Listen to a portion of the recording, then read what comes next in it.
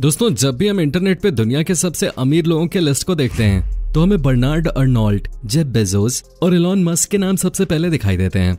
लेकिन अगर हम बात करें अपने भारत की तो नाम आता है मुकेश अंबानी और रतन टाटा जैसी हस्तियों का। दोस्तों, ये आंकड़े समय समय पर बदलते भी रहते हैं। हर साल मनी मैगजीन में इस तरह के आंकड़े आते हैं कि कौन इस साल दुनिया का सबसे अमीर आदमी है और आखिर उसकी दौलत कितनी है। लेकिन क्या आप जानते हैं कि इतिहास में एक ऐसा शख्स था जो आज के सबसे अमीर आदमी से कई गुना ज्यादा अमीर था और उसकी संपत्ति इतनी थी जिसका अंदाजा लगाना भी मुश्किल था। दोस्तों, हम बात करें टिम्बकटू के राजा मंसा मूसा के। आप लोग जानते होंगे कि आज के समय में टिम्बकटू अफ्रीकी देश माली का एक शहर है और मूसा ने इसी अफ्रीकी देश माली की सल्तनत पे उस समय हुकूमत की थी जब वहां सोने के भंडार हुआ करता था। कहते हैं कि उसके राज में एक समय में लगभग 1000 किलो सोने का उत्पादन होता था। दोस्तों, अब आपके जहन में सवाल उठ रहे होंगे कि यह शख्स आखिर कौन था, उसके पास इतनी दौलत आखिर कहां से आई और क्या सच में उसकी दौलत आज के धन कुबेरों से कई गुना ज्यादा थी। आज हम आपके इन्हीं सवालों का जवाब देने वाले हैं। वीडियो में अंत तक जरूर बने रहिए। दोस्तों, मूसा का जन्म अफ्रीका के माली साम्राज्य में हुआ था।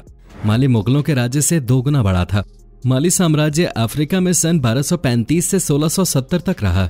माली साम्राज्य की स्थापना सुंदिएता किएता ने 1230 में की थी। उसका कार्यकाल सन 1214 से 1255 तक रहा। उस दौर में माली की राजधानी नियानी हुआ करते थे। माली राज्य में सोंगनी, घाना, वलाता और तिदमेका जैसे बड़े भाग शामिल थे। माली साम्राज्य का विस्तार अटलांटिक महासागर तक फैला हुआ था। दोस्तों, टिम्बकटू नगर इसका प्रमुख व्यापारिक केंद्र था। आपको बता दें कि टिम्बकटू नाइजर नदी के किनारे बसा होने के कारण जल मार्ग और थल मार्ग दोनों से ही जुड़ा हुआ था, जिससे यहाँ व्यापार करना और सामान एक जगह से दूसरी जगह पहुंचाना आसान था। दोस्तों, माली से नमक, तांबा और सोने का निर्यात होता था। अरबी व्यापारियों के माली में आने जाने से माली में इस्लाम का आगमन हुआ। धीरे धीरे माली के राजाओं ने इस्लाम को स्वीकार कर लिया और वो सभी मुस्लिम बन गए। माली के राजाओं के मुस्लिम बनने के बाद इस्लाम धीरे धीरे पूरे पश्चिमी और उत्तरी अफ्रीका में फैल गया। दोस्तों, इस्लाम के अनुयायी होने के बाद वो मक्का मदीना की धार्मिक यात्रा भी करने लगे। दोस्तों, सुंदिएता किएता के मृत्यु के बाद अबू बकर द्वितीय माली साम्राज्य का राजा बना। अबू बकर के बारे में कहा जाता था कि उसे पृथ्वी के रहस्यों को जानने की अत्यधिक उत्सुकता थी। उसके मन में हमेशा से ये जानने की इच्छा थी कि विशाल अटलांटिक महासागर के पार क्या है। इसी बात को जानने के लिए उसने इतिहास की सबसे बड़ी समुद्री यात्रा शुरू की। उसकी इस यात्रा में 2000 जहाज शामिल थे। ये यात्रा शुरू तो हुई लेकिन खत्म आज तक नहीं हुई, क्योंकि अबू बकर और उसके ये 2000 जहाज फिर कभी वापस नहीं लौटे और न ही उनका कुछ पता चल सका। दोस्तों, अबू बकर के जाने के बाद मंसा मूसा सन 1312 में माली का राजा बना। उसका ये राज सन 1337 तक रहा। आपको बता दें कि मनसा शब्द अफ्रीकी राजा को दी जाने वाली उपाधि है और मूसा उसका नाम था, इसलिए आगे चल के वो मनसा मूसा कहलाया। दोस्तों, मूसा की सेना में 1 लाख सिपाही और 10,000 घोड़े थे, जिनमें से 40,000 कुशल धनुर्धारी योद्धा थे। दोस्तों, इतनी बड़ी सेना और अपने कुशल सेनापति की मदद से उसने उस वक्त का सबसे बड़ा राज्य खड़ा किया। दोस्तों, उस समय आकार में मंगोल साम्राज्य के बाद माली दुनिया में दूसरे नंबर पर था। इतने बड़े साम्राज्य का राजा होने के बावजूद उसे उतने से भी संतोष नहीं हुआ, जिसके बाद उसने पश्चिम में जाम्बिया और सेनेगल पे भी अधिकार कर लिया। यही नहीं, उसने उत्तर में बढ़ते हुए सहारा में फैले कई कबीलों को भी अपने अधीन कर लिया। दोस्तों, माली की सीमा पूर्व में नाइजर नदी और गांव तक फैल गई थी। दोस्तों, मूसा के लिए वरदान साबित हुआ ब्यूर। हुआ यूं कि उस दौर में जब मूसा ने दक्षिण में स्थित बुर्किना फासो को जब जीत लिया, तब उस क्षेत्र में सोने के खाने हुआ करते थे। यह वही सोना था जिसने मूसा को धरती का सबसे अमीर इंसान बना दिया। दोस्तों, ये माली के किसी भी राजा का अब तक का सबसे बड़ा राज्य था, लेकिन उसने अपने इस बड़े साम्राज्य को बहुत ही कुशलतापूर्वक चलाया। मूसा ने अपने राज्य को कई छोटे छोटे इलाकों में बांट दिया और वहां अपने गवर्नर तैनात कर दिए। ये सभी गवर्नर मूसा के नियंत्रण में रहते थे। राज्य में इस प्रकार गवर्नर तैनात करने से मूसा के लिए वहां फैले छोटे छोटे कबीलों को नियंत्रित करना और उनके विद्रोह को दबाना आसान हो गया था। दोस्तों, जैसा कि हमने आपको बताया कि माली के सभी राजा इस्लाम धर्म के अनुयायी थे, मूसा भी उनसे अलग नहीं था। उसके मन में भी इस्लाम धर्म के प्रति काफी निष्ठा थे। दोस्तों, ये तो हम सभी जानते हैं कि इस्लाम धर्म में मक्का मदीना की यात्रा को कितना पवित्र माना जाता है। हर इस्लाम धर्म का अनुयायी कभी न कभी ये सपना जरूर देखता है कि वो इस पवित्र यात्रा पर जा सके। ऐसा ही मूसा भी चाहता था कि वो अपनी जिंदगी के कुछ पल इस यात्रा को पूरा करने में लगाए। जिसके बाद साल 1324 में मूसा मक्का मदीना की यात्रा पे निकल गया। इस यात्रा ने मूसा को पूरी दुनिया में प्रसिद्ध कर दिया जिसकी वजह से इतिहास में उसे अमीर लोगों की पंक्ति में पहला स्थान हासिल हुआ। उसने दुनिया को बता दिया कि दुनिया का सबसे अमीर इंसान कौन है। दोस्तों अब आप सोचेंगे आखिर ऐसा क्या हुआ उसकी यात्रा में कि उसे दुनिया में इतनी प्रसिद्धि हासिल हुई।